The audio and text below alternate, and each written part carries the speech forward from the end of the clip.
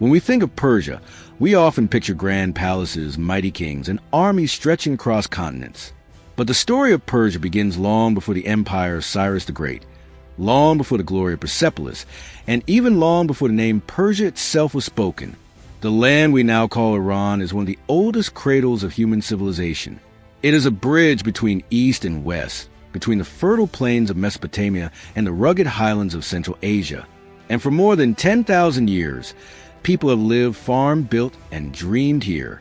To understand Persia, we must go back to its very roots, to the time when humanity first settled these lands.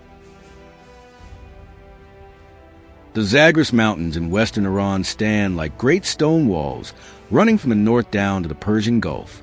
In their valleys and slopes, some of the world's earliest farmers made their homes. Around 7200 BC, long before Egypt raised its pyramids or Mesopotamia built its first cities, small agricultural villages appeared here. At sites such as Choga Golan and Choga Bonnet, people planted wild barley, lentils, and legumes. They domesticated goats and sheep, and they made some of the earliest attempts at winemaking. In fact, archaeologists discovered a 7,000-year-old jar of wine here, now displayed at the University of Pennsylvania. Proof that the people of Iran were experimenting with one of humanity's oldest pleasures long before the Greeks or Romans perfected it. Life in these early settlements was simple. Mud brick houses stood close together, with storage jars and grinding stones for food. The people lived off the land but also ventured into the surrounding mountains for hunting and gathering. These were not yet cities, but they were the foundation of something greater, the birth of settled life in Iran. To the west of the Zagros lay Mesopotamia, the land between rivers, where the Tigris and Euphrates created fertile plains. Here, the Sumerians built some of the world's first true cities, Ur, Uruk, Lagash. It was from this cradle of civilization that ideas, technologies, and even conflicts flowed eastward into the Iranian plateau. Around 4400 BC, one of these Sumerian expansions pushed east across the mountains into what would become one of Persia's first great urban centers, Susa. This city would endure for nearly 5,500 years, from its founding until its destruction by the Mongols in the 13th century AD. Few places in the world can claim such a long life. Susa became the capital of a people the Mesopotamians called the Elamites. To their neighbors, they were the people of the highlands, the people of the mountains. To themselves, they may have been Al-Tamdi, though their true name has been lost in time. The kingdom of Elam is the first great chapter in Persian history, long before the Persians themselves emerged. Unlike Mesopotamia's open plains, the land of Elam was rugged, a mixture of mountains, valleys, and smaller fertile basins. The Elamites were fewer in number than their Sumerian neighbors, but they were tougher, shaped by their harsher environment. Elam was not a single nation in the modern sense. It was more like a loose federation of tribes and city-states, united at times under kings, but often divided. Their power lay in Susa, but their influence stretched across the Zagros and down to the Persian Gulf. What made Elam unique was not only its endurance, but its distinct culture. Their art often depicted animals, dogs, bulls, and lions, suggesting a worldview tied closely to nature and the mountains around them. Their language, known as Elamite, remains one of history's mysteries. It was neither Semitic like Akkadian, nor Indo-European like later Persian. For centuries it stood alone, unrelated to the tongues of their neighbors. Today, scholars can read part of it thanks to bilingual inscriptions from later times. But much of the Elamite world still lies locked away, waiting for discovery. The story of Elam cannot be told without its endless rivalry with Mesopotamia. From the very beginning, the people of the mountains and the people of the plains clashed. The Elamites raided Mesopotamian cities, sometimes capturing kings and gods alike. In one of their most famous victories, they sacked Ur, carrying away the statue of the moon god Nana as a prize of war. But the relationship was not only one of conflict. Trade, marriage, and diplomacy bound the two sides together as much as bloodshed. Over centuries, the balance of power shifted back and forth. Sometimes Mesopotamia dominated Elam.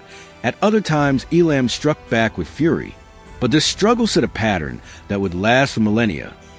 The eternal contest between the mountains of Iran and the plains of Iraq. From the days of Sumer to the Iran-Iraq War in the 1980s, The same frontier has seen the same rivalry, echoing through 6,000 years of history. What defined Elam, and later Persia, was the character of its land. The fertile plains of Mesopotamia allowed for irrigation, agriculture, vast cities, and dense populations. The Zagros and Iranian plateau, by contrast, were less forgiving. The land was harder to farm, the resources more scattered, and the people more spread out. This made the highlanders fewer in number, but also tougher and more independent. They were herders, hunters, and warriors as much as farmers. They could not match Mesopotamian population, but they could resist, endure, and strike when the moment was right. This mountain spirit, forged in hardship, will become a hallmark of Persian identity. Even when conquered, the people of Iran always returned. Their land, their culture, and their resilience made them almost impossible to erase. By around 3000 BC, Elam had become a recognized power. Its rulers built palaces in Susa, carved their names into stone, and made treaties with their Mesopotamian neighbors. They were not always the strongest, but they were always present, always a factor in the great game of the ancient Near East. And yet, for all its endurance, Elam was only the beginning. In the centuries to come, new peoples would enter the Iranian plateau. The Medes, the Persians, and others who spoke Indo-European languages, migrating from the north. These newcomers would blend with the older Elamite traditions, creating something entirely new, the seeds of what would one day become the Persian Empire. But before we get to Cyrus and Darius, before the mighty kings and world-spanning empires, we must linger in its earliest age. For it is here, in the mountains of Elam and the valleys of the Zagros, that Persia's story begins, with small villages, ancient wine, forgotten gods, and a people who refuse to bow to the plains. Scholars believe that thousands of years earlier, around 2000 BC, groups of Indo-European speakers began moving south in the steppes north of the Black Sea and Caspian Sea. They carried with them horses, chariots, and a warrior culture centered on clan loyalty and mobility. Some went west into Europe, some went south into India, and some pressed into the rugged mountains of Iran. Here, they mixed with the older populations, Elamites, Gutians, Kassites, and others, and slowly carved out a new identity. By around 1000 BC, two of these groups had settled firmly in western Iran. The Medes took the northern lands, around modern-day Hamadan, while the Persians pushed further south, into the region known as Parsa, later called Fars, the very root of the word Persia. At first, the Medes and Persians were not kings of empires. They were tribes organized into clans, bound by kinship and warrior codes. They lived in small fortified villages, practiced herding and limited farming, and often served as mercenaries or vassals to larger powers. Their religion at this early stage was a mixture of Indo-European sky gods and local Iranian traditions. Fire, the sun, and the heavens were sacred. Priests called magi tended rituals, while oral tradition carried stories of gods and heroes. In time, these beliefs would evolve into Zoroastrianism, but that chapter lies ahead. What truly bound these peoples together was their sense of toughness. They were mountain folk, hardened by cold winters, scarce resources, and the constant threat of invasion from the great empires of Mesopotamia to the west. For much of the 9th and 8th centuries BC, both the Medes and the Persians lived under the shadow of the Assyrian Empire. The Assyrians, centered in modern-day Iraq, were the most feared military machine of their age. Their armies were disciplined, brutal, and relentless, and their kings demanded tribute from all who lived within reach of their iron chariots. The Medes and Persians often appear in Assyrian records not as rulers, but as subjects. They paid tribute in horses, cattle, and metals. Assyrian kings like Tiglath-Pileser III and Sargon II campaigned deep into Zagros, boasting of capturing thousands of Median and Persian captives. But in the mountains, complete control was difficult. The Assyrians could raid and punish, but they could not fully subdue these hard-to-reach tribes. Over time, both Medes and Persians learned a valuable lesson: how to survive under empire, and how to wait for their chance to strike back. By the 8th century BC, the Medes were beginning to form something more than loose tribes. The first clear Median leader we know of is Deioces. According to the Greek historian Herodotus, Deioces began as a village judge, famous for his fairness. Over time, more and more people brought their disputes to him. until he grew so respected that the Medes chose him as their king. Herodotus may exaggerate the story, but it reflects a truth. The Medes were uniting, seeking leadership to stand against the great powers around them. Deioces built a capital at Ecbatana, modern Hamadan, a city said to be ringed by 7 walls, each painted a different color. Here, the Medes began to centralize power.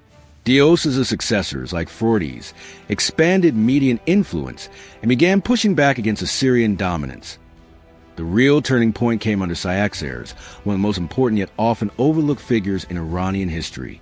He reigned in the late 7th century BC and transformed the Medes from a loose confederation into a true empire. Cyaxares reorganized the Median military, introducing cavalry and dividing soldiers by specialized units: archers, spearmen, and horsemen. This gave his armies a professionalism that rivaled Assyria's. But his greatest achievement was diplomatic. He forged alliances. Around 612 BC, the Medes joined forces with the Babylonians under Nabopolassar, along with the Scythians and others, to strike at the Assyrian heartland. Together, they besieged Nineveh, the great Assyrian capital. After a brutal campaign, the city fell. Assyria, the terror of the Near East for centuries, was destroyed, and in its place, the Medes stood as one of the new powers of the region.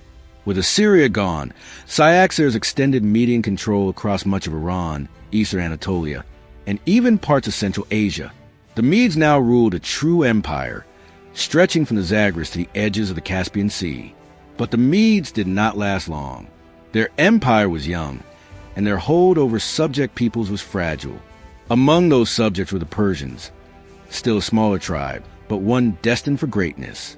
The Persians, settled in Parsa, modern Fars province, were at first vassals of the Medes. Their local kings traced their lineage back to a semi-legendary figure named Achaemenes, giving their dynasty its name. The Achaemenids. One of these Persian kings, Cambyses I, married into the Median royal family. This union would set the stage for his son, a man named Cyrus, to rise above both Persian and Median alike. But before Cyrus, Persian identity was already taking shape. They were known as skilled horsemen and hardy warriors, fiercely loyal to their clans and chiefs. Their mountainous homeland made them resilient, but their position near the Persian Gulf also opened them to trade and contact with other cultures. They were both mountain warriors and coastal traders, a combination that would serve them well in the future. What set the Persians apart was not just geography, but adaptability. Where the Medes were powerful but rigid, the Persians were flexible. They could borrow from Elamite administration, adopt Median military traditions, and absorb Mesopotamian culture, all while keeping their own identity.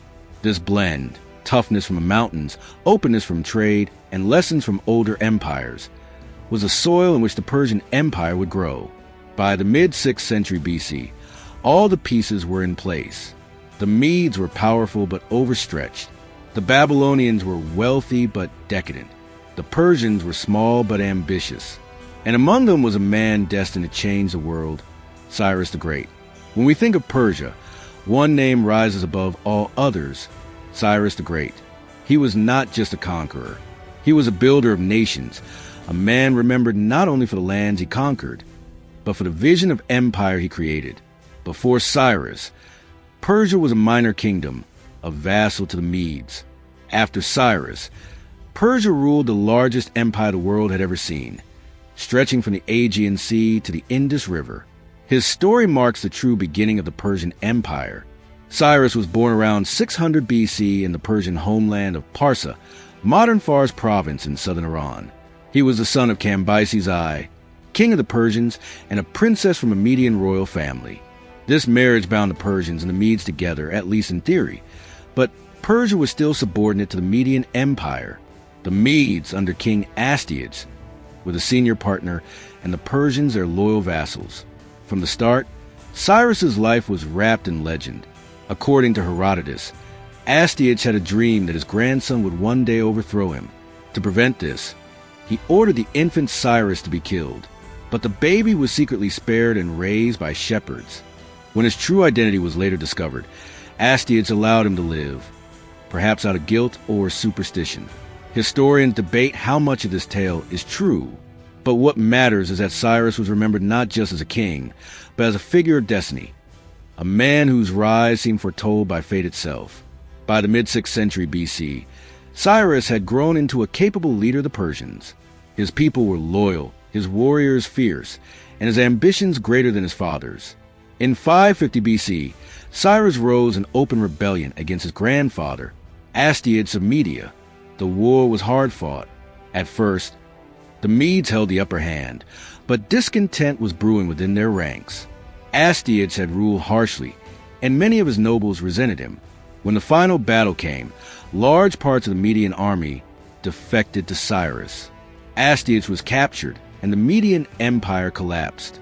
Instead of destroying his enemies, Cyrus absorbed them. The Medes were not erased, but folded into the new Persian order. Their capital at Ecbatana became one of Cyrus's royal cities. Their traditions and officials were preserved, and their soldiers became part of his army. With this victory, Cyrus transformed Persia from a subject kingdom into the master of an empire. It was the first step in a career that would reshape the ancient world. Having secured his power in Iran, Cyrus turned west. His next rival was Croesus, king of Lydia in modern-day Turkey. Croesus was fabulously wealthy, ruling over rich lands and controlling trade routes that connected east and west. According to legend, Croesus consulted the Oracle of Delphi before going to war with Cyrus. The oracle told him that if he fought, he would destroy a great empire. Confident, Croesus attacked, but the empire that fell was his own. In 547 BC, Cyrus defeated the Lydian forces near Sardis. The city was besieged and captured. Croesus himself was taken alive. Here, again, Cyrus showed his unique style. Instead of executing Croesus, he spared him, perhaps even making him an advisor. This was not weakness. It was strategy. By sparing defeated kings, Cyrus won loyalty where others might have faced rebellion. His empire grew not just through conquest, but through integration. Cyrus's most famous conquest came next, Babylon, the jewel of Mesopotamia. By 539 BC, Babylon was the richest and most powerful city in the world. Its walls were said to be so thick that chariots could race on top of them.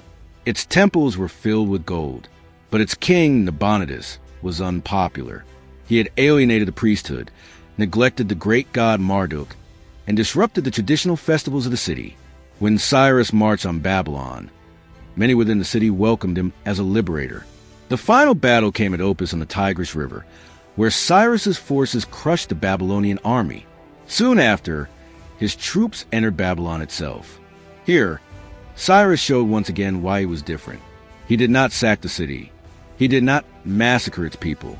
Instead, he declared himself chosen by Marduk, the Babylonian god. He restored temples, honored local traditions, and presented himself not as a conqueror, but as the rightful king. This policy won him immense support. In Babylon, Cyrus was remembered as a savior rather than a destroyer.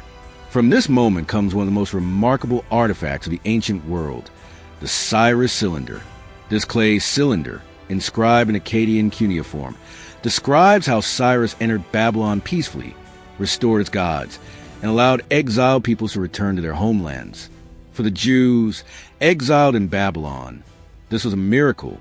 The Book of Ezra records that Cyrus allowed them to return to Jerusalem and rebuild their temple. For this, he is remembered in the Hebrew Bible as the Anointed of the Lord, the only non-Jew to receive such a title. Modern historians debate whether the Cyrus cylinder was truly the first declaration of human rights, as some claim. But there is no question that Cyrus's approach to empire was revolutionary. He respected local customs, religions, and traditions. His empire was not built on fear alone, but on legitimacy. Cyrus's conquest stretched from the Aegean coast of Anatolia to the mountains of Central Asia, and from the Persian Gulf to the heart of Mesopotamia. Ruling such vast lands required innovation. Cyrus kept older administrative systems intact, using local governors and officials. But he also introduced the idea of satraps, provincial governors who ruled on behalf of the king. These satrapies allowed local autonomy while ensuring loyalty to the central power. The Persians did not impose their language or religion on others. Instead, they created a framework in which diverse peoples could coexist. This tolerance, combined with firm military control, made the empire stable in ways previous empires were not. After Babylon, Cyrus turned east into Central Asia. He fought long campaigns against nomadic tribes, securing Persia's frontiers and extending its influence as far as the Indus Valley. These wars were less glamorous than his victories in Lydia and Babylon, but they were essential. They secured the empire's wealth in horses, minerals, and trade routes. It was during one of these campaigns, however, that Cyrus's extraordinary career came to an end. Around 530 BC, Cyrus led an expedition against the Massagetæ, a nomadic people beyond the Caspian Sea, in modern-day Central Asia. Herodotus tells a dramatic story.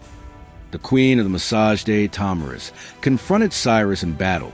After fierce fighting, the Persians were defeated and Cyrus himself was killed. According to legend, Tamaris ordered his body to be placed in a skin filled with blood, saying, "Drink your fill of blood, since you have always craved it." Whether this tale is true or not, Cyrus's death marked the end of an era. He had built an empire larger than any before him, and he had done it with a blend of military genius, political skill, and humanity rare in the ancient world. Cyrus was buried in a simple stone tomb at Pasargadae, his first capital. The tomb still stands today, a small, gabled structure, modest in design, yet powerful in presence. Even Alexander the Great, when he later conquered Persia, paid his respects at Cyrus's grave. For Persians, Cyrus became the model of kingship. For Jews, he was a liberator. For Greeks, even his enemies, he was admired as a just ruler. In every tradition, he is remembered not just as a conqueror, but as a great king. Cyrus's greatest legacy was not the size of his empire, but the way he ruled it. His policies of respect and inclusion set a pattern that would allow the Persian Empire to endure for 2 centuries. Where other empires burned out in a blaze of cruelty, Persia lasted, because it offered its subjects something more than fear. It offered them a place in a greater whole. Cyrus the Great had turned Persia from a subject kingdom into the heart of the greatest empire the world had yet seen.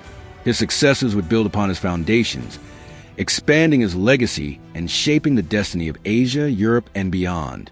Cyrus the Great had built an empire unlike any the world had ever seen.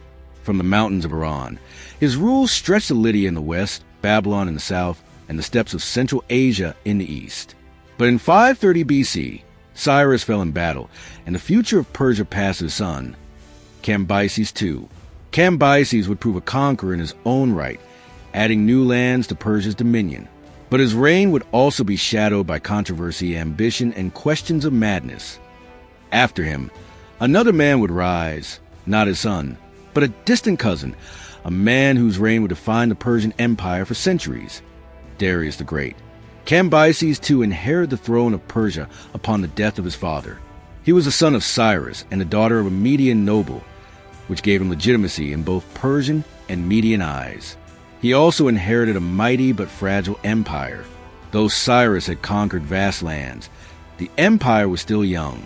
Newly subdued peoples, Lydians, Babylonians, Elamites, and others, might yet rebel. The challenge for Cambyses was not only to hold what his father had won, but to expand further, proving himself worthy of the Achaemenid line. The great prize before Cambyses was Egypt, one of the most ancient and wealthy civilizations on earth. Egypt was ruled at this time by Psamtik III, the last king of the 26th dynasty. For centuries, Egypt and Persia had eyed one another across the Sinai Desert, each wary of the other's power. Cambyses decided that Egypt must fall. In 525 BC, he launched his campaign. According to Greek sources, the Persian army was vast, reinforced by allies from Phoenicia and Cyprus. The key to success lay in naval power. The Phoenicians brought their ships, allowing Cambyses to outmaneuver Egypt along the Mediterranean coast. At Pelusium, near the eastern mouth of Nile, the two sides clashed in a decisive battle. Herodotus, writing centuries later, tells a strange tale that Cambyses used cats and other sacred animals as shields, knowing Egyptians revered them. Whether this is fact or fiction, the outcome is clear. Egypt was defeated. Psamtik was captured, and the proud kingdom of the pharaohs fell under Persian rule. Cambyses entered Memphis, the old Egyptian capital, and declared himself pharaoh. For the first time in history, Persia stretched from the mountains of Central Asia to the sands of the Nile. As pharaoh, Cambyses adopted many of Egypt's traditions, but his reputation in Egyptian memory is dark. Later sources accuse him of sacrilege, killing the Apis bull, mocking Egyptian gods, even desecrating temples. Modern historians debate these accounts. They may have been exaggerated by Egyptian priests, angry at foreign rule. In Persian records, Cambyses appears as a legitimate king who respected local customs, much like his father. But unlike Cyrus, Cambyses faced constant suspicion.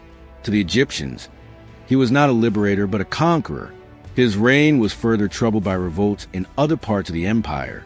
The vastness of Persian territory meant constant unrest, and Cambyses had little time to consolidate power. Cambyses' ambitions did not stop at Egypt. Herodotus records that he launched expeditions deeper into Africa, against Nubia to the south, and the oasis of Siwa in the western desert. These campaigns met with mixed success. His army reportedly suffered terribly in the desert, and one force of 50,000 men sent against the Siwa oasis was said to have vanished into a sandstorm, never to be seen again. Whether this legend is true or not, it reflects the limits of Persian expansion in Africa. Egypt was a prize, but beyond Egypt, the land was too harsh, too vast, and too distant to conquer fully. In 522 BC, Cambyses set out from Egypt to return east, where revolts were breaking out. But on the way, he died suddenly, perhaps from an accident, perhaps from illness, perhaps even from assassination. With his death, the empire fell into chaos. A man claiming to be Bardia, also called Smerdis, Cambyses' brother, seized the throne. But rumors spread that this Bardia was an impostor, a usurper named Galmada, a Median who pretended to be the royal prince. Persia faced one of its greatest crises. An empire built on the charisma of Cyrus and the conquest of Cambyses now seemed ready to fall apart. Into this chaos stepped a man who would change Persia forever. Darius, son of Hystaspes, a distant cousin of Cyrus. Darius was not the son of a king.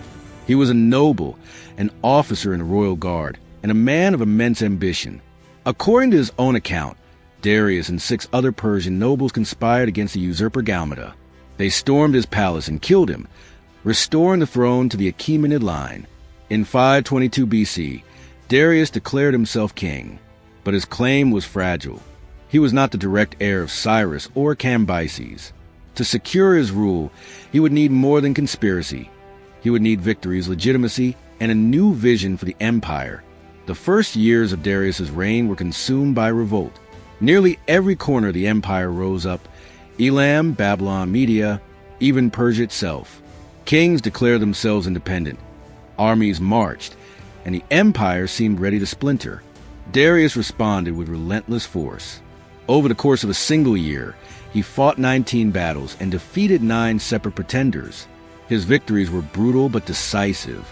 To record his triumph, Darius carved his story into a cliffside of Behistun in western Iran. The Behistun inscription, written in 3 languages, Old Persian, Elamite, and Akkadian, proclaims Darius's right to rule, the lives of his enemies, and the victories that restored order. This inscription, carved high above the ground for all to see, became a monument to his legitimacy. Once secure on the throne, Darius turned to organization.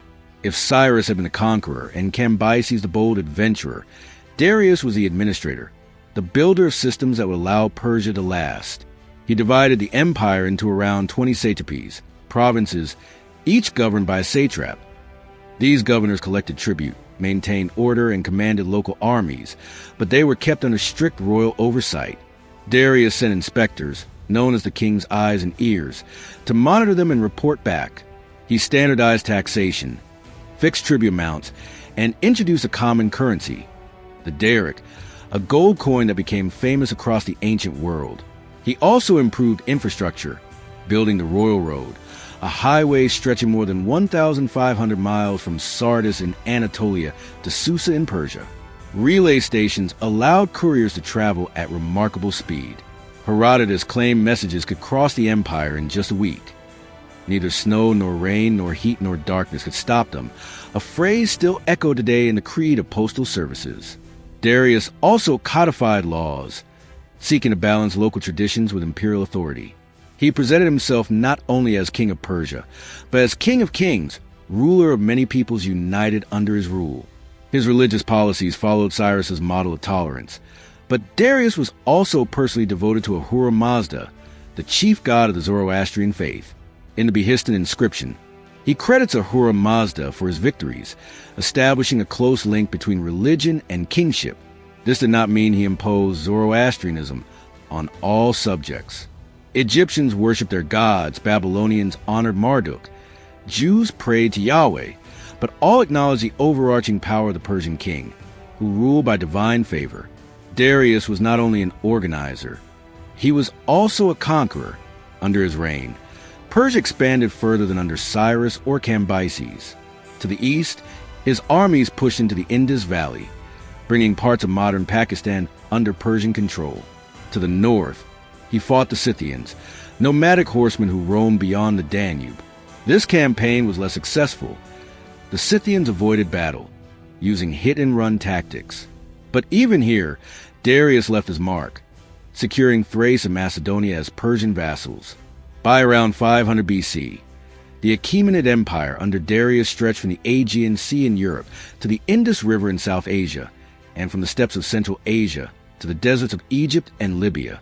It was the largest empire the world had yet known. Perhaps Darius's greatest achievement was not in war, but in stone.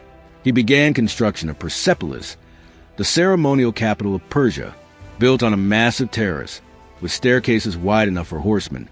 Persepolis was adorned with reliefs depicting delegations from across the empire, Medes, Persians, Egyptians, Indians, Greeks, all bringing tribute to the king. It was a visual statement of the empire's diversity and unity, carved in stone for eternity. Though Susa and Ecbatana remained administrative centers, Persepolis became the symbolic heart of the empire, the throne of the King of Kings. By the time of his death in 486 BC, Darius had ruled for 36 years. He left behind a strong, stable empire, richer and larger than ever before. Cambyses had given Persia Egypt. Darius had given it organization, law, infrastructure, and a vision of unity. Together, they had transformed Cyrus's creation into a true superpower, capable of challenging any rival. But with greatness came new challenges. Beyond the western frontier lay the Greek city-states, small, divided, but fiercely independent. Under Darius, Persia would first collide with Greece, beginning a conflict that would echo through history. The conflict began not with Persia invading Greece, but with Greeks rebelling against Persia. Along the western coast of Anatolia, in modern-day Turkey, lived the Ionian Greeks. Their cities, Miletus, Ephesus, and others, were under Persian control, ruled by local tyrants loyal to the great king. In 499 BC, the Ionian cities rose in rebellion. They were supported by two mainland Greek states, Athens and Eretria. Together, they marched inland and even burned Sardis, the Persian capital in Anatolia. Though the revolt was eventually crushed, it had lasting consequences. For the first time, Persia had been directly attacked by Greeks from across the sea. For Darius, this was not just a rebellion. It was an insult. According to Herodotus, Darius ordered a servant to remind him every day, "Master, remember the Athenians." Determined to punish Athens and Eretria, Darius began preparing for war. In 492 BC, he sent an expedition led by his general Mardonius. This campaign secured Thrace and Macedon as Persian vassals, but storms destroyed much of the fleet, forcing a retreat. 2 years later, in 490 BC, Darius launched a second invasion, this time directly targeting Athens. The Persian fleet sailed across the Aegean, capturing the island of Euboea and destroying Eretria. Then they landed on the plain of Marathon, just 25 miles from Athens. At Marathon, the Athenians, joined by a small force from Plataea, faced the Persian army. Outnumbered, the Greeks had little hope of victory, but they had two advantages: heavy infantry and home ground. Under the general Miltiades, the Athenians attacked with their hoplite phalanx, armored soldiers with long spears and shields. The Persians, with lighter troops, were driven back. In a stunning victory, the Athenians routed the Persian army and forced their fleet to retreat. The legend tells of a runner, Phidippides, who sprinted from Marathon to Athens to announce a victory before collapsing and dying, the inspiration for the modern marathon race. For the Persians, Marathon was a setback, but not the end. For the Greeks, it was proof that Persia could be resisted. Darius prepared for a larger campaign to crush Greece once and for all. But before he could march, revolts broke out in Egypt. In 486 BC, Darius died, leaving the task unfinished. The responsibility now fell to his son, Xerxes I. Xerxes inherited his father's empire and his unfinished war with Greece. Unlike Darius, who had many responsibilities, Xerxes devoted himself almost entirely to avenging the humiliation of Marathon. He spent years preparing. Armies were gathered from every corner of the empire: Persians, Medes, Egyptians, Babylonians, Indians, Scythians, and more. According to Greek accounts, his forces numbered in the hundreds of thousands. While the exact figures are debated, there is no doubt Xerxes commanded one of the largest armies the ancient world had ever seen. To supply this force, Xerxes undertook engineering marvels. He built a bridge of boats across the Hellespont, the modern Dardanelles, to march his army from Asia into Europe. He also dug a canal across the Mount Athos Peninsula in northern Greece, allowing his fleet to bypass dangerous waters. The sheer scale of the preparations was meant to intimidate. Persia was not just invading Greece. It was demonstrating the power of an empire that stretched across 3 continents. In 480 BC, Xerxes' army crossed into Greece.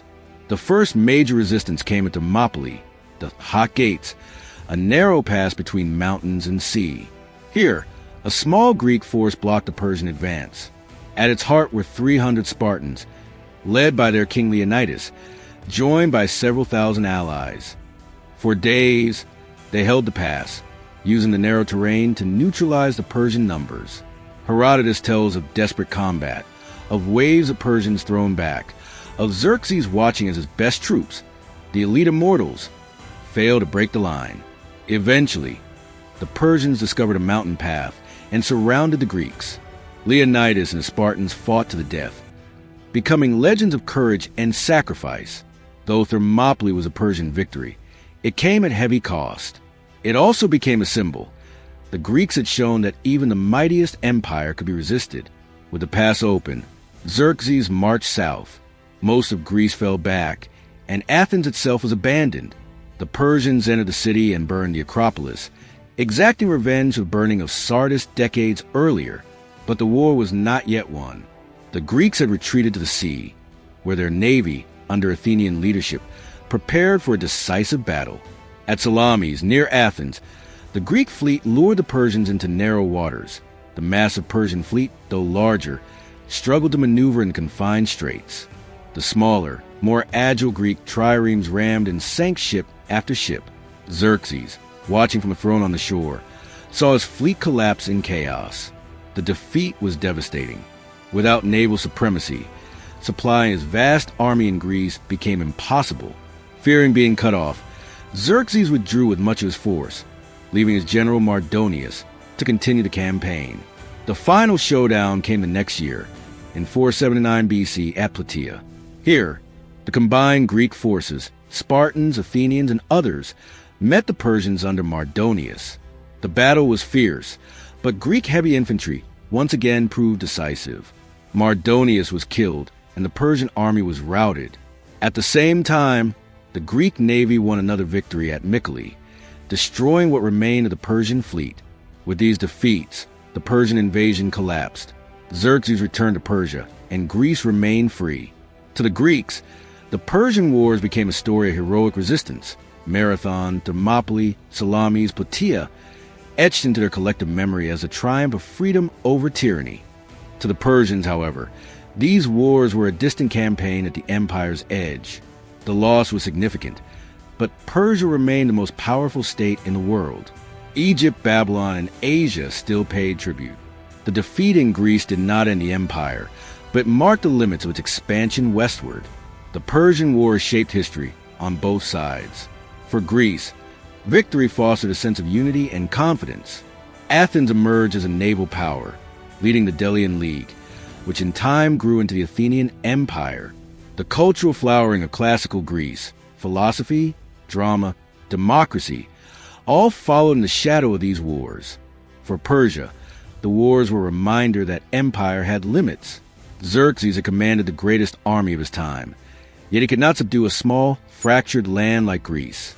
The empire would turn its attention inward, focusing on administration and stability, though it would continue to face Greek raids and interference for decades. And yet, even in defeat, Persia left its mark. The Greek historians who told these tales, Herodotus above all, preserved the Persians not just as enemies, but as a civilization of immense wealth, power, and grandeur. The image of the great king, ruling from Persepolis over land stretching from India to Egypt, remained a symbol of empire for centuries to come. The Persian Wars were not the end of Persia's greatness. The empire endured, vast and wealthy, for another century and a half. But the shadow of Greece would linger. The day would come when the Greeks would strike back, not as defenders, but as conquerors, under a young Macedonian king named Alexander. For now, Persia remained supreme. Yet in the rugged hills of Greece, seeds have been planted. Seeds of defiance, culture, and ambition that would one day challenge even the King of Kings. Xerxes returned to Persia after the disaster in Greece. Though his campaign had failed, he was still the most powerful monarch of his time. Yet the defeat marked him deeply. Greek sources portray him as retreating into the luxury of his palaces, surrounding himself with eunuchs and courtiers, indulging in women and pleasures. While these accounts reflect Greek bias, there may be truth in the idea that Xerxes turned his attention away from expansion and toward the life of the royal court. Still, Xerxes was not idle. He continued the massive building projects begun by his father Darius at Persepolis, expanding the Great Terrace with palaces, audience halls, and magnificent stairways carved with reliefs of tribute-bearers from across the empire. These monuments remain some of the finest expressions of Achaemenid art, symbols of a king who, despite military setbacks, still ruled a thriving and wealthy realm. But unrest brewed beneath the surface. In 465 BC, Xerxes was assassinated, likely in a palace coup involving one of his court officials. His son Artaxerxes, I inherited the throne amid intrigue and violence. Even after Xerxes' retreat, Greece did not disappear from Persia's concerns. The Greek city-states, emboldened by their victories, began pushing eastward. Under Athens, the Delian League evolved from a defensive alliance into a naval empire. Greek ships harassed Persian holdings in the Aegean and even struck into Asia Minor and Cyprus. Persia fought back, sometimes with success, but the Greek world was stubborn. For decades, the empire and the Greek city-states engaged in a tug-of-war, neither side able to land a final blow. Eventually, Persia adapted its strategy. Instead of trying to conquer Greece directly, it used its immense wealth to influence Greek politics. Gold from the great king flowed into Greece, funding factions, bribing politicians, and keeping the city-states divided. It was a lesson Persia would apply again and again. Where armies failed, silver could succeed. Artaxerxes I, 465 to 424 BC, presided over a period of relative stability. He continued construction at Persepolis and Susa and maintained control over the empire's vast satrapies. But internal strains were growing. The Persian system relied on satraps, governors who ruled provinces on behalf of the king. While effective, the system carried risks. Satraps controlled armies, collected taxes, and often acted as semi-independent rulers. When a king was strong, the satraps obeyed. When a king was weak, they rebelled. Throughout the 5th century BC, revolts flared. In Egypt, in Asia Minor, and occasionally in Babylon. Most were suppressed, but they revealed a dangerous truth. The empire's size was both its strength and its vulnerability. The reign of Artaxerxes II, 404 to 358 BC, was one of the longest in Persian history, but also one of the most turbulent. He inherited the throne after the death of his father, Darius II, but immediately faced a challenge from his own brother, Cyrus the Younger. With the support of Greek mercenaries, Cyrus marched into Mesopotamia, seeking to overthrow Artaxerxes. The clash came at the Battle of Cunaxa in 401 BC, near Babylon. The Persian army prevailed, and Cyrus was killed. But in the aftermath, the Greek mercenaries, known as the 10,000, made a legendary retreat north through hostile territory, eventually reaching the Black Sea. Their journey, recorded by Xenophon and Anabasis, revealed something alarming. A relatively small Greek force could march deep into Persia and escape. This episode exposed cracks in Persian military prestige and emboldened Greece even further. During Artaxerxes' too-long reign, revolts broke out in Egypt and Asia Minor. Satraps in western provinces grew restless, some openly rebelling against royal authority. Though Artaxerxes managed to suppress or contain most uprisings, the constant strain weakened central control. Despite these challenges, the Persian court remained one of the wonders of the ancient world. At Persepolis, the Apadana, the great audience hall of Darius and Xerxes, dazzled visitors with its towering columns and carved reliefs. Delegations from across the empire, Indians with gold, Ethiopians with ivory, Medes with fine horses, Babylonians with textiles, presented tribute in carefully choreographed processions. At banquets, the king dined on delicacies from every corner of his realm. Greek writers, often hostile, described the Persians as decadent, drunk, and effeminate. But archaeology tells another story, of sophisticated cuisine, refined art, and a culture that valued ceremony, beauty, and symbolism. The king himself was distant, seen rarely by commoners. He was the king of kings, a semi-divine figure whose will shape the fate of millions. This aura of majesty helped preserve royal authority, even when real power weakened. By the mid-4th century BC, the empire was under strain. Revolts were frequent, and Egypt in particular had slipped free from Persian control. Then came Artaxerxes III, 358 to 338 BC. Unlike some of his predecessors, he ruled with ruthless determination. He crushed rebellious satraps, reorganized the empire, and launched a brutal campaign to reconquer Egypt. After years of struggle, he succeeded in 343 BC, restoring Persian dominance over the Nile Valley. But his methods were harsh. Greek sources portray him as cruel, even tyrannical. Whether exaggerated or not, it is clear his reign was marked by bloodshed and fear. Still, his success in restoring Egypt proved that Persia was not yet a dying empire. The last Achaemenid king, Darius III, 336 to 330 BC, came to power amid chaos. Artaxerxes III had been poisoned, likely by a court eunuch named Bagoas, who then installed Darius as a puppet. But Darius soon freed himself from Bagoas' control and tried to assert his authority. Unfortunately for him, a storm was rising in the west. In Greece, a young Macedonian king named Alexander had unified the Greek states and set his sights on Persia. By this time, the Persian Empire was still immense, but its unity was fragile. Satraps held great power, court intrigues sapped strength, and though Persia remained rich, its military system had grown outdated compared to the disciplined armies of Macedonia. The clash that followed would determine the fate of the ancient world.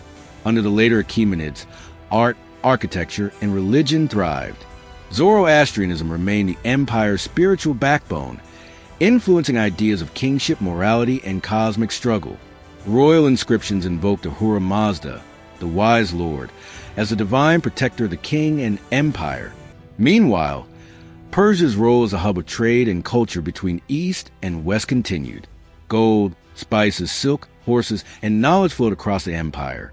Greek physicians worked in Persian courts, while Persian luxuries transformed Greek lifestyles. Even in rivalry, the two civilizations enriched one another. By the eve of Alexander's invasion, Persia was a paradox. It was the greatest empire the world had yet seen, vast, wealthy, magnificent. And yet it was vulnerable, weakened by internal division and complacency. The royal court gleamed with jewels, but satraps and provinces grew too powerful. The king commanded respect, but intrigue and assassination haunted the throne. Persia still inspired awe, but in Greece a new power had risen, one that saw Persia not as invincible, but as ripe for conquest. By the mid-4th century BC, the Persian Empire stood at a crossroads. It remained immense, stretching from the Indus Valley to the Aegean, from the Oxus River to the Nile. Its palaces at Persepolis, Susa, and Babylon gleamed with wealth. Its king, Darius III, still bore the ancient title, King of Kings. Yet beneath the surface, cracks had widened. Satraps ruled like little kings in their provinces. Court intrigues undermined royal authority. The empire was rich but complacent, vast but unwieldy. Into this world stepped Alexander of Macedon, a young warrior king with boundless ambition. To his people, he was the heir of Philip II, the man who had united Greece. To Persia, he was an upstart barbarian. But in less than a decade, Alexander would bring down the empire of Cyrus and Darius, forever changing the ancient world. Alexander was only 20 when he became king in 336 BC, after the assassination of his father. Philip II of Macedon, though young, he inherited a formidable army, disciplined Macedonian phalanxes, elite cavalry, and seasoned generals. Philip had already prepared the ground by uniting most of Greece under Macedonian leadership. Now Alexander sees a chance to direct Greek energy outward, toward Persia.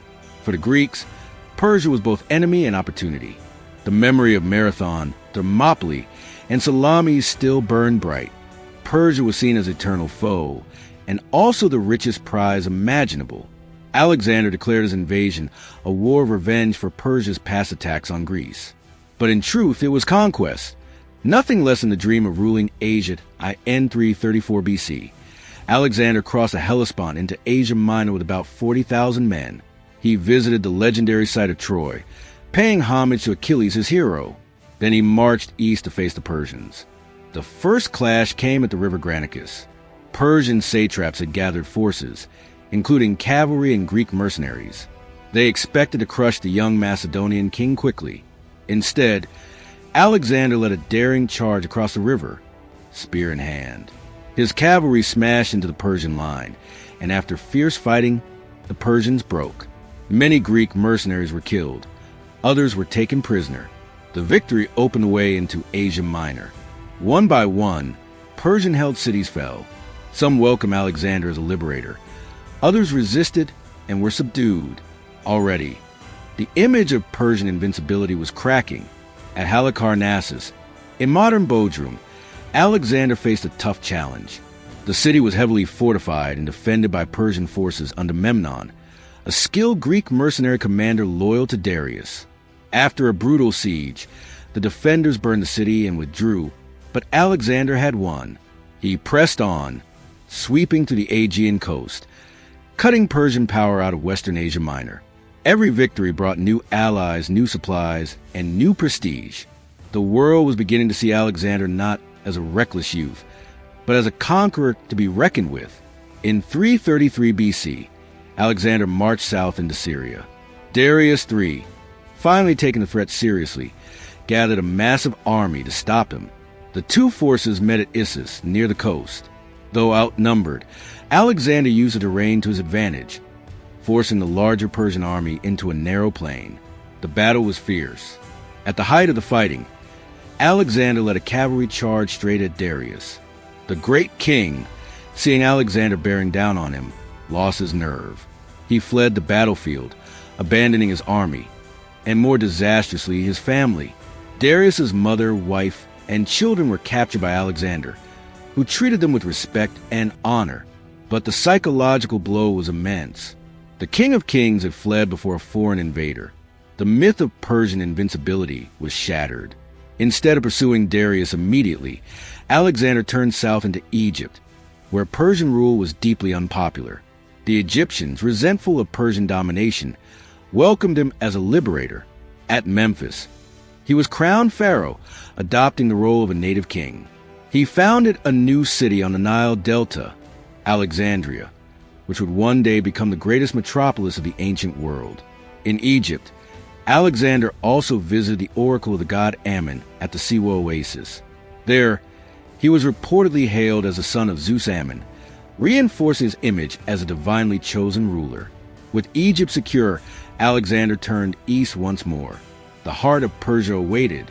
In 331 BC, the decisive confrontation came. Darius assembled another immense army, said to be larger than any before, including cavalry, war chariots armed with scythes, and troops from across the empire. The battlefield was at Gaugamela, near modern-day Mosul in Iraq. Darius had chosen wide, open ground to maximize his numerical advantage. Alexander, however, fought with brilliance. He extended his lines, creating gaps to lure the Persians. Then, at the critical moment, he led a wedge of cavalry straight at Darius once again. As at Issus, Darius panicked and fled. His army collapsed in confusion. The Persians had been decisively defeated. The road to the imperial capitals was open. After Gaugamela, Alexander marched into the heart of the empire. Babylon surrendered without resistance, its people welcoming him as a legitimate king. From there, he advanced to Susa, another royal city, where he seized enormous treasures of gold and silver, enough to fund his campaign for years. Finally, he entered Persepolis, the ceremonial capital built by Darius and Xerxes. For months, he occupied the city, gazing upon its palaces and reliefs, the symbols of Achaemenid grandeur. Then, in a moment that has haunted history, Persepolis was burned. Some say it was revenge for the burning of Athens during Xerxes' invasion. Others say it was drunken revelry. Whatever the cause, the flames consumed the heart of Persian power.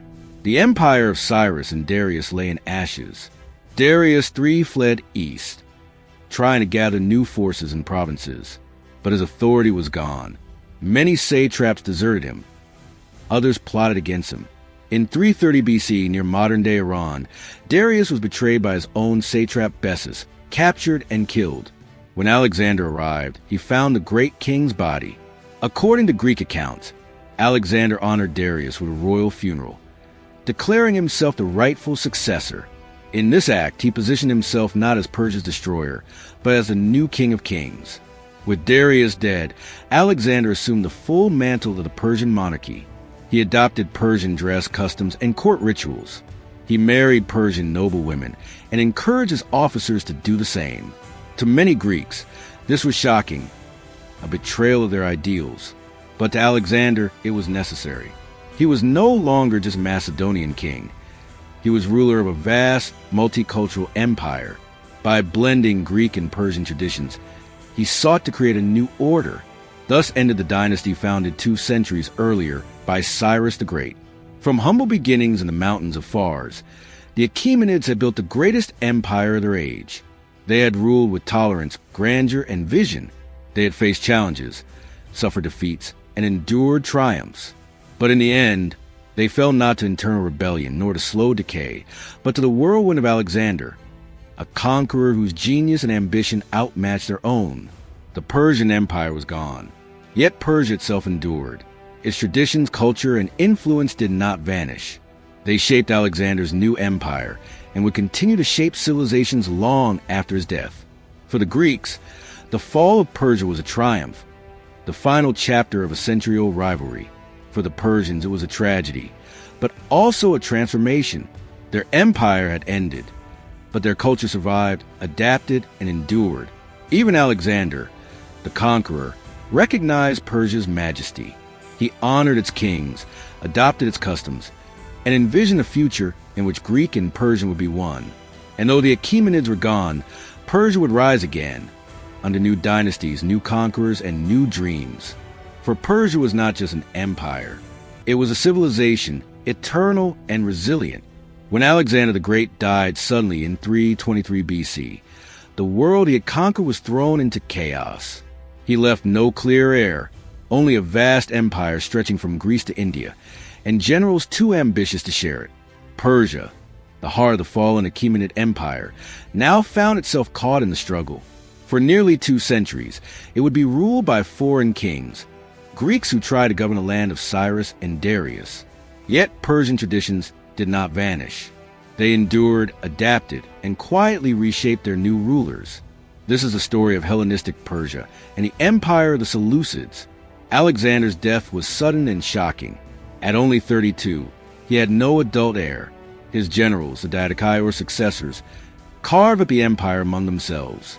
Persia fell to Seleucus I Nicator, one of Alexander's trusted commanders. At first, Seleucus was just a satrap, a governor under another general. But through cunning and ambition, he soon established himself as ruler in his own right.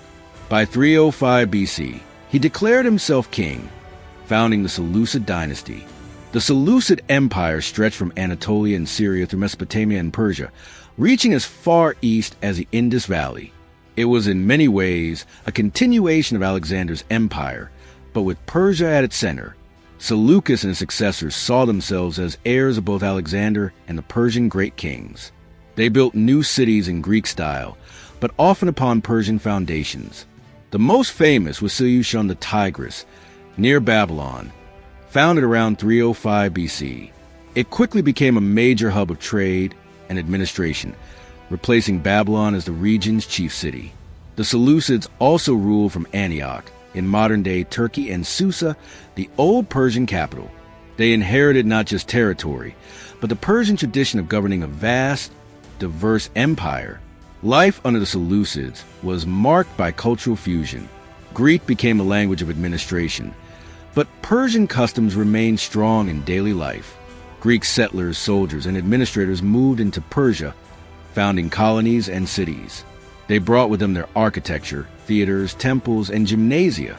At the same time, Persians continued their traditions, Zoroastrianism, local festivals, artistic styles, and family structures.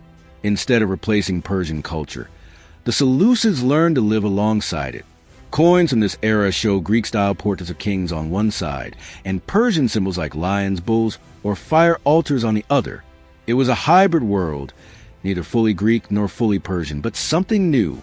One of the first major cracks in Seleucid control came in the east. Around 250 BC, the satrap of Bactria declared independence, founding the Greco-Bactrian kingdom. This kingdom was fascinating, a realm where Greek rulers presided over Central Asian and Persian populations, blending Greek art with Eastern motifs.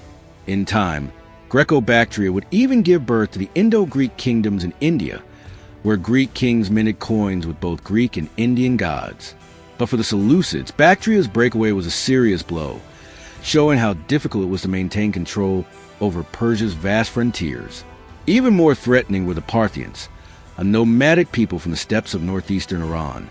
In the mid-3rd century BC, under their leader Arsaces, they broke free from Seleucid control and began carving out their own kingdom.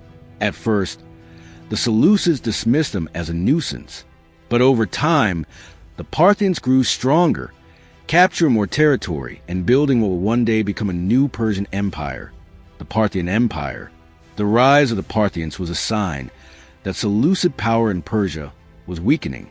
Despite Greek rule, Persian religion endured. Zoroastrianism, the ancient faith of Persia, continued to thrive. Fire temples remained active, priests kept rituals alive, and the teachings of Ahura Mazda still guided the faithful. In some cases, Greek and Persian religious traditions blended. Greek gods were equated with Persian deities, Zeus with Ahura Mazda, Artemis with Anahita. Temples sometimes combined architectural styles, with Greek columns standing beside Persian motifs. This syncretism allowed both cultures to coexist, though Persians remained deeply attached to their own traditions. Hellenistic Persia saw a flowering of hybrid art. Sculptures combined Greek realism with Persian themes. Palaces and cities blended Greek columns and theaters with Persian decorative reliefs.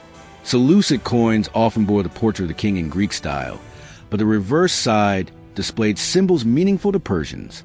This duality reflected the nature of the empire itself, Greek on the surface, but deeply Persian beneath. By the 2nd century BC, the Seleucid Empire was in steady decline. Constant wars with the Ptolemies drained resources. In the west, Rome was rising, defeating first the Macedonians, then confronting the Seleucids directly. In 190 BC, the Seleucids suffered a crushing defeat at the Battle of Magnesia against the Romans. This forced them to give up much of their western territory. Meanwhile, in the east, the Parthians grew ever stronger. Province by province, they chipped away at Seleucid control, taking Persia piece by piece. By the mid-2nd century BC, the Seleucids were reduced mostly to Syria, while Persia was falling under Parthian rule. By 141 BC, the Parthians had captured Seleucia on the Tigris, the great capital founded by Seleucus. With this, Seleucid rule over Persia was effectively finished. Though the Seleucids lingered in Syria for another half-century, their role in Persia was over. A new Persian dynasty, the Arsacids of Parthia, now ruled the Iranian plateau. The Seleucid period in Persia was brief compared to the centuries of Achaemenid rule, but its impact was profound. It introduced Greek language, art, and ideas into Persian society. Greek cities, theaters, and coinage left a lasting imprint. Trade routes expanded, linking Persia more firmly to the Mediterranean world. At the same time, Persian culture proved remarkably resilient. Zoroastrianism survived. Persian aristocrats kept their traditions. Even as Greek rulers sat on Persian thrones, the deeper identity of Persia endured. In many ways, the Seleucid period was not the end of Persia, but transformation, a time when Greek and Persian worlds blended, setting the stage for the next great Persian empire, the Parthians. The Seleucids ruled Persia for little more than a century, yet their era left behind a legacy of cultural exchange and political struggle. They were heirs Alexander, but also inheritors of Cyrus. And though their rule ended, Persia was far from finished. From the steppes of the northeast, a new dynasty had risen, the Parthians. They would revive Persian power and challenge Rome itself. The Parthians were part of the Parnae tribe, one of several nomadic groups known as the Dai, who roamed the steppes northeast of the Caspian Sea. They were skilled riders and archers, hardened by life on the steppe. Around 247 BC, under their leader Arsaces I, the Parthians rebelled against Seleucid rule and established their independence in the region of Parthia, modern-day Khorasan, in northeastern Iran. This date marks the beginning of the Arsacid dynasty. The dynasty took its name from Arsaces, and all future Parthian kings would bear his name as a royal title, a constant reminder of their founding hero. At first, the Parthians were a small kingdom, but they grew steadily stronger. Taking advantage of Seleucid weakness, they expanded westward into Persia proper.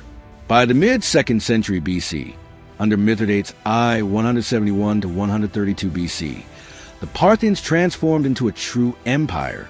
Mithridates captured Media, Babylonia, and Elam, seizing key cities like Susa and Ctesiphon. He established Ctesiphon on the Tigris as the new Parthian capital, a city that would rival Rome and become the heart of Persian power for centuries. By the time of his death, the Parthians controlled almost all of Iran and Mesopotamia. The Seleucids were reduced to a shadow in Syria. Persia had been reborn. The Parthian kings styled themselves as heirs of the Achaemenids. They took the old Persian title King of Kings, symbolizing their rule over many peoples. But their court was different from the Greek Seleucids and even the earlier Persians. It reflected their nomadic roots. The king ruled with the support of powerful noble families, who commanded their own lands and armies. This made Parthian politics a delicate balance. The king was supreme in title, but his authority depended on cooperation with the aristocracy.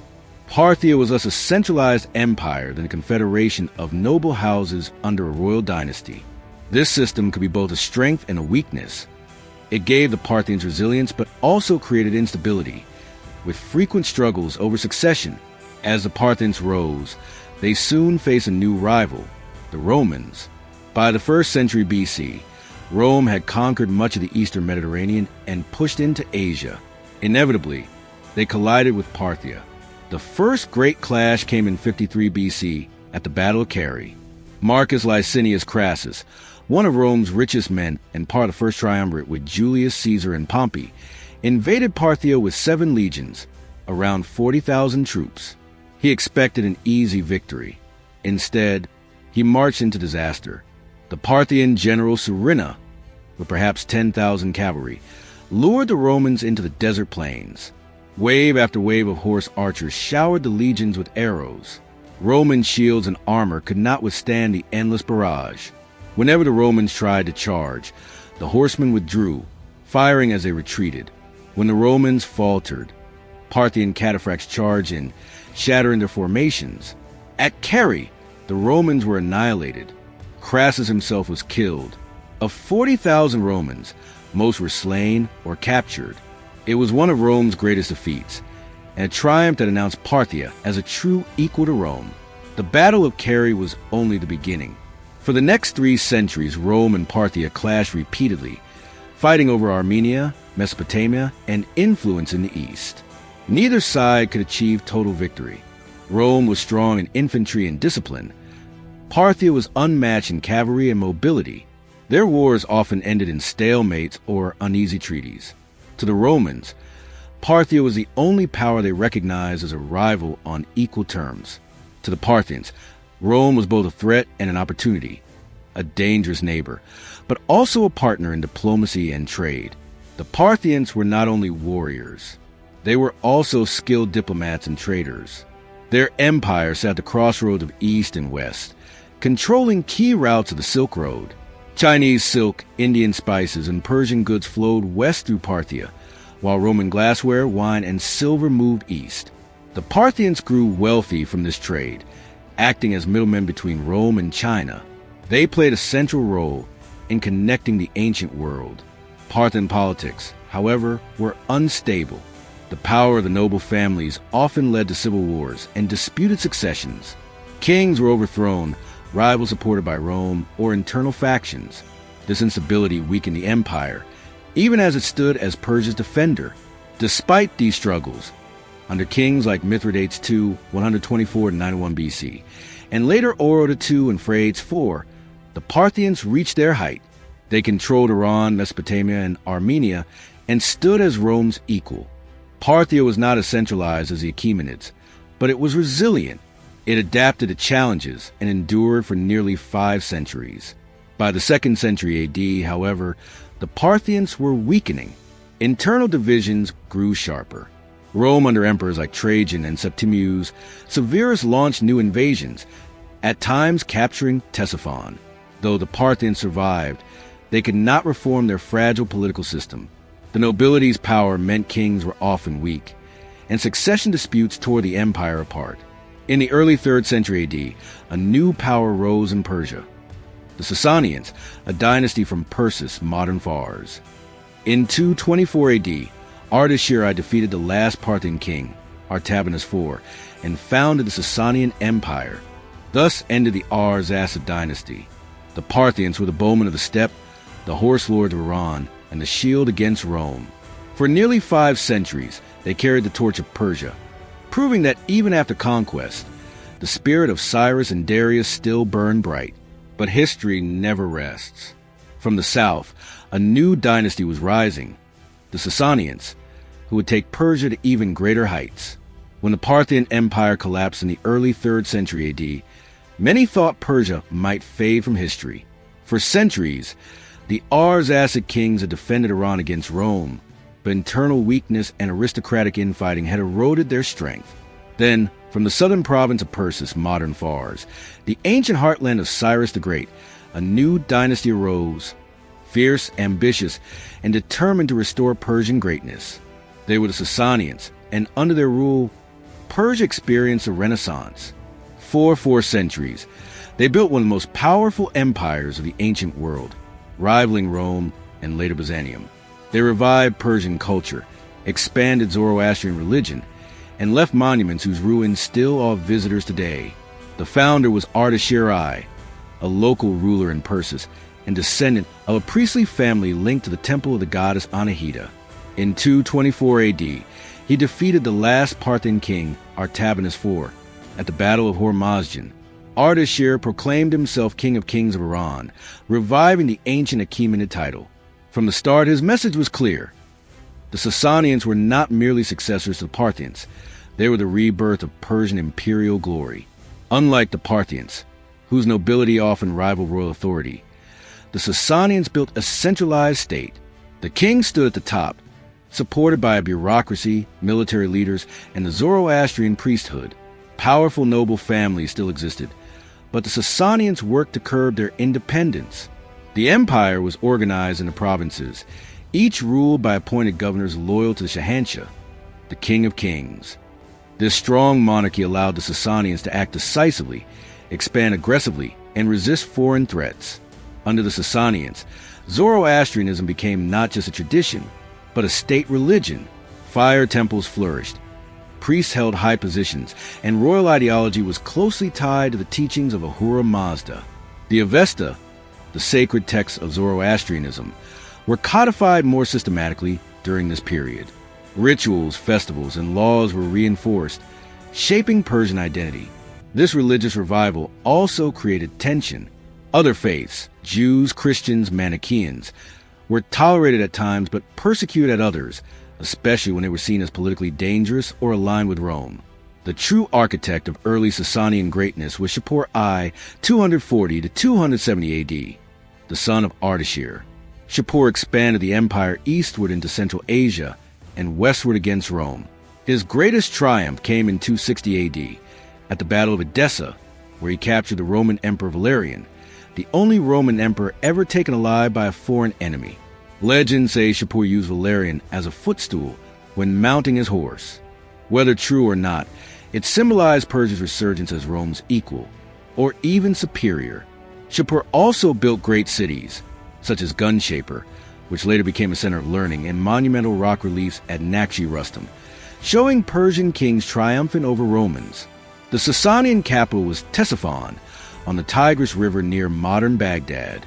It became a dazzling metropolis, famed for its palaces, gardens, and markets. The most iconic monument was the Takht Kasra, the great vaulted hall of the royal palace. Its massive brick arch, still standing in ruins today, symbolized Sasanian grandeur and engineering skill. At court, Persian kings displayed wealth and ceremony. Lavish banquets, jeweled crowns, and strict court rituals emphasized their divine authority. To both subjects and foreign envoys, the message was unmistakable. Persia was powerful once again. Among Sasanian rulers, one of the most celebrated was Khusro I Anushirvan, 531 to 579 AD. Known as the Just, he reformed taxation, strengthened the army, and supported learning. Under Khusro, the empire reached its greatest stability and prosperity. He welcomed philosophers fleeing the closure of Plato's academy in Athens by Byzantine Emperor Justinian, turning Persia into a haven of knowledge. Khusro also launched campaigns that brought Persia deep into Byzantine territory, proving again that the Sasanians were Rome's equal.